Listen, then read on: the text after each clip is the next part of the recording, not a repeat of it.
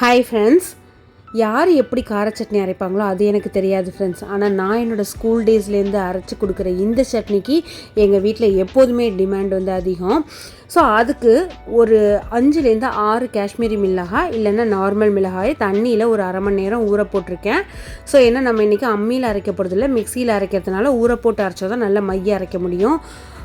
ஒரே வெங்காயத்தை 2ஆக கட் பண்ணி இதில் வந்து சேர்த்துக்கிறேன். ஒரு சின்ன நெல்லிக்காய் அளவுக்கு புளி சேர்த்துட்டு அந்த தண்ணியவே ஊற வச்ச தண்ணியவே இதில் சேர்த்துட்டு தேவையான அளவுக்கு கல்லுப்பு போட்டு நல்லா இதை நம்ம அரைச்சிக்க போகிறோம். ஸோ இது வந்து பார்த்திங்கன்னா நான் என்னோடய ஸ்கூலிங் டேஸில் அம்மியில் அரைச்சி கொடுப்பேன். எங்கள் வீட்டில் வந்து எக்ஸ்ட்ராவாக சாப்பிடுவாங்க எல்லாருமே. அதுக்கப்புறமா வந்து மிக்சியில் அரைக்கிறப்பையும் அதே டேஸ்ட் வந்து கொடுக்குறது எப்படி அப்படின்னு சொல்லி கேட்பாங்க. நான் எப்போ கும்பகோணம் போனாலுமே எனக்கு அந்த கார சட்னி அரைச்சி கொடு அப்படின்னு சொல்லி எங்கள் அம்மாவாக இருக்கட்டும் அக்காவாக இருக்கட்டும் கேட்டுகிட்டே இருப்பாங்க.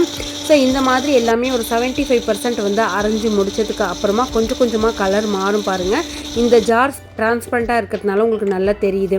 இந்த மாதிரி ஒரு 75% அரைஞ்சதுக்கப்புறமா ஒரு 6 பல்லு பூண்டு அதை சேர்த்து இந்த மாதிரி ஓட்டி விட்டுட்டோம்னா இந்த சட்னி ரொம்ப ரொம்ப ரொம்ப டேஸ்ட்டாக இருக்கும்.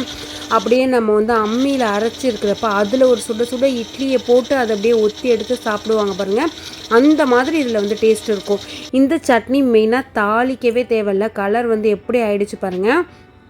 நீங்கள் 1 வாரம் வரைக்கும் ஃப்ரிட்ஜில் வந்து வச்சுக்கலாம்.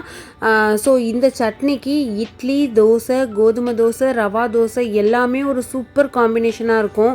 உங்களுக்கு வேணும்னா மட்டும் கொஞ்சோண்டு நல்லெண்ணெயில் கடுகு, உளுத்தம்பருப்பு, பெருங்காய பவுடர் போட்டு தாளிச்சுக்கோங்க.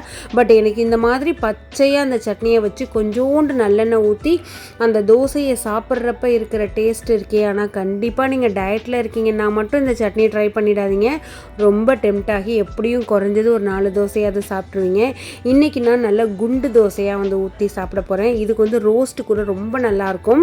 ஸோ ட்ரை பண்ணி பாருங்கள் எப்படி இருக்குது அப்படின்னு சொல்லிட்டு சாப்பிட்டு பார்த்துட்டு உங்களோட ஃபீட்பேக் என்னோட ஷேர் பண்ணிக்கோங்க. ரொம்ப அருமையான கார சட்னி, என்னோட ரொம்ப ரொம்ப ஃபேவரட்டான கார சட்னி. எத்தனை பேருக்கு இந்த கார சட்னி பிடிக்கும் அப்படின்னு சொல்லி மறக்காமல் கமெண்ட்டில் ஷேர் பண்ணுங்கள். எனக்கு வந்து இந்த வீடியோ பார்த்து எடிட் பண்ணுறப்பே அவ்வளோ டெம்ட் ஆகுது. ஸோ நீங்களும் ட்ரை பண்ணிவிட்டு என்னோட கமெண்ட்டில் ஷேர் பண்ணிக்கோங்க.